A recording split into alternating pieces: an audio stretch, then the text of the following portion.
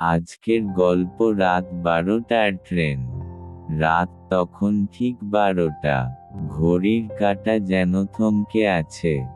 চারপাশে এমন এক নিস্তব্ধতা, যেখানে নিজের নিঃশ্বাসের শব্দও কানে লাগে।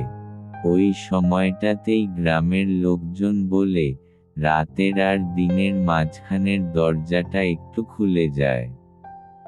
এই কথাটা আমি আগে বিশ্বাস করতাম না, যতদিন না সেই রাত 12টার ট্রেনটা নিজের চোখে দেখলাম। ঘটনাটা আজ থেকে প্রায় 10 বছর আগের। তখন আমি কাজের জন্য শহরে থাকতাম। মাসে একবার গ্রামের বাড়ি যেতাম। সেদিন দেরি হয়ে গিয়েছিল। শেষ ট্রেন, রাত 12টার। স্টেশনটা ছোট, দুটো প্ল্যাটফর্ম, এক পাশে জঙ্গল, আরেক পাশে পরিত্যক্ত গোডাউন। রাতের স্টেশন এমনই হয়, আলো থাকলেও প্রাণ থাকে না। আমি ছাড়া আর 4-5 জন ছিল। একজন বুড়ো লোক, মাথায় গামছা, চোখ দুটো অদ্ভুত রকমের স্থির।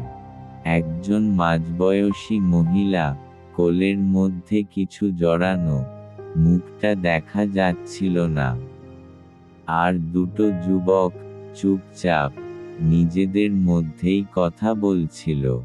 হঠাৎ দূর থেকে হুইসেলের শব্দ এল। কিন্তু সেটা আজকের ট্রেনের মতো নয়, কেমন যেন ভারী, দীর্ঘ, বুকের ভেতর কাঁপুনি ধরানো।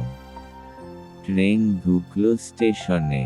সত্যি বলতে কি, ট্রেনটা দেখেই আমার গা ছমছম করে উঠেছিল। রংটা ফিকে নীল, জানালাগুলোতে ধুলো জমে আছে, ভেতরে আলো জ্বলছে, কিন্তু আলোটা হলুদ নয়, কেমন সাদা সাদা। আর আশ্চর্যের কথা, ট্রেনটা একদম শব্দ ছাড়া থামলো। আমি উঠলাম। বগির ভেতরে ঢুকেই মনে হলো, এখানে বাতাসটাই অন্যরকম। ঠান্ডা নয়, গরম নয়, একটা শূন্য ভাব। সিটে বসে জানালার বাইরে তাকালাম। স্টেশনটা তখন আর আগের মতো লাগছিল না। আলো কমে গেছে, চারপাশে কুয়াশা।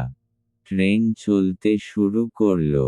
কিছুক্ষণ পর খেয়াল করলাম, বগির ভেতরে কেউ কথা বলছে না। না মোবাইলের আলো, না ফোনের রিং। শুধু ট্রেনের চাকার মৃদু শব্দ। সামনের সিটে বসা বুড়ো লোকটা হঠাৎ আমার দিকে তাকালো। বলল, প্রথমবার উঠেছ নাকি? আমি বললাম, হ্যাঁ, এই ট্রেনে আগে উঠিনি। লোকটা হালকা হাসল, কিন্তু সেই হাসিতে আনন্দ ছিল না, ছিল ক্লান্তি। বলল, নামার সময় ঠিক সময়ে নামবে তো? আমি একটু বিরক্ত হয়ে বললাম, আমার স্টেশন তো চেনা। লোকটা আর কিছু বলল না। এরপর যা দেখলাম, ট্রেন একটার পর একটা স্টেশন পেরোচ্ছে, কিন্তু কোনো স্টেশনের নাম পড়া যাচ্ছে না।